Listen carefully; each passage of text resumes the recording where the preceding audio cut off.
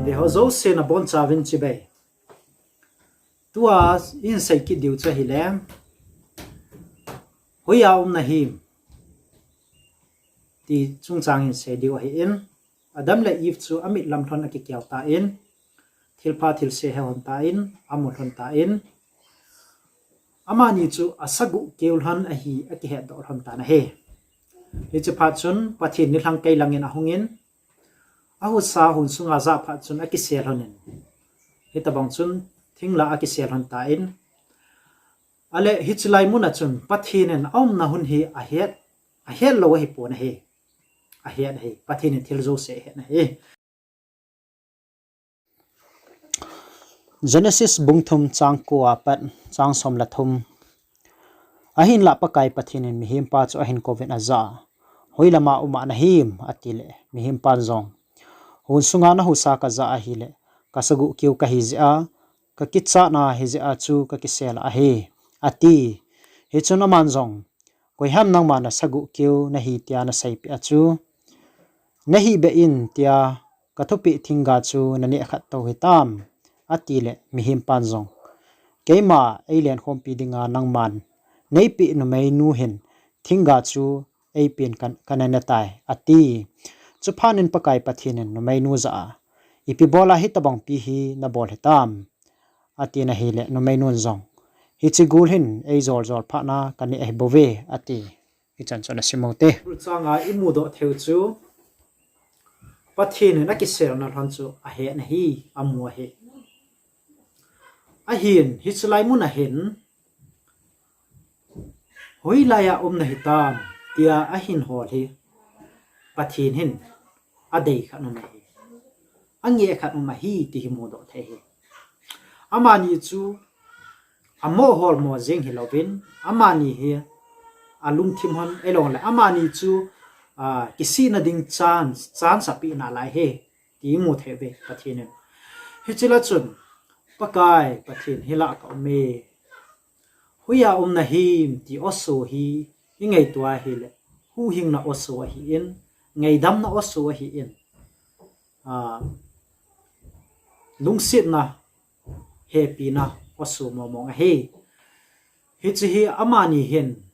ana don but thim hon han lang hi le pathin ngai dam achan lon na lai ding hi a hin amani hi chi don but ding pa chu phata don but ding pa chu ngai tur hon talovin pathinen abana hen ado be kin hi iwa na hele koi ham sag kiu na hi hon na sai pi achu atia chon ngai tu ding thile ta men he pathinen hi chulai mu na chu adam lai hi fin lungki si puma pathin ko ma ngai dam athum hon ding chu pathinen ange na atup cha hi in ai la amani chun hi chu mu lovin ahong ki mai tu ta pha no ven thu sim chum ben hong leng do ta na he chu chu itabanga ham mitia hele pathin koi ham na sagu ke ba na thon na sai pi achu ain tia chon amani hin lungthing selen itabanga hi pakai nei ngai da ni ke hel lo he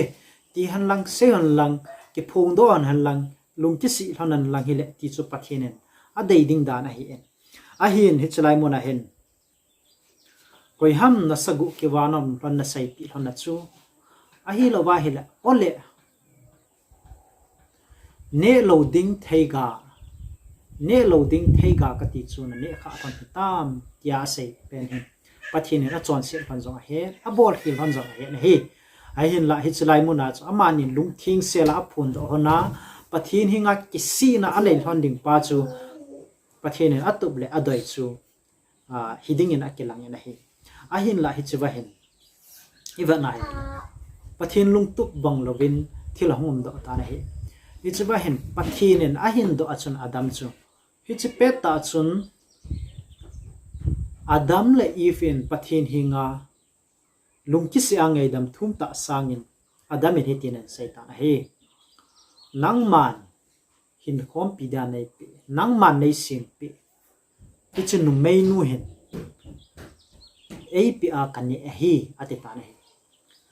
adamin ko yango ham itya he nu mei nu ango hi phone he adamin ango chu pathin ango ai hi che point hi het thim dinga de ta he ipizana me til nangin nei sim pi numei ati nangin nasim numei ati Pathen mozo si chu Pathen ai Pathen if chu sim pi lo hi han lang hi le hi chi thei ga chu ane lo ding pa chu aphun do zo amala ama justify team kitchen go hi ya chu akyong ot gu na pa chu di lo zo he Pathen hi chi thei ga chu casino nei pin kane khatai nei ngai damin ke thimo hi hi chin ne lo ding ki ti chu hena sa sa kani ai tai ti han lang hi le hi chu Pathen de hi a hin la ama ti chilai muna chu Pathen ka chon si ji hi nang ji e hi tia ango ai ala hi chu bachun Pathen numei nu cho hin dong ki ta na hi le numei nu jong chun hi chi gul hi atien gul chu kui sim han tele Pathen sim a hi ki na hi hi chu ba chu gul chu ango ki nen gul hin ei zo la kan ne e hi atien hi chu chui gela hele amani hin Pathen hi nga ngei dam thum sanga chu amani zo hin kyong na mo zo si la achon sit na ron chu Pathen aleng o ron je a chu hi tabanga chu na adi lova hung leng do ai ta he hi chu tabang din mon chu va na hele adam la if in zong Pathen masanga hi tabang anom hun chu iwa na hele deyum lo ta ai nei hi zong le tunia e ho Christian in kho wa zong hi veliza Pathen hi tabanga chu accusable kha tabam Pathen chu a hi na lova e mami mo pa chu Pathen veliza pi kha tabam hi chong chum the hi ja chu tunia hi bai tai ki ngei to wa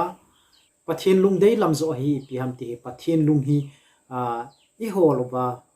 ngei dam na pa hi i ha ki thum deu he Pathen a de ye ti hi chbai i sei na wa kon hin mu do the hi je chun Pathen se la pha het nai pi pa hi hoi ta eman chi devin tunin kan dei sen he Pathen phathei na bo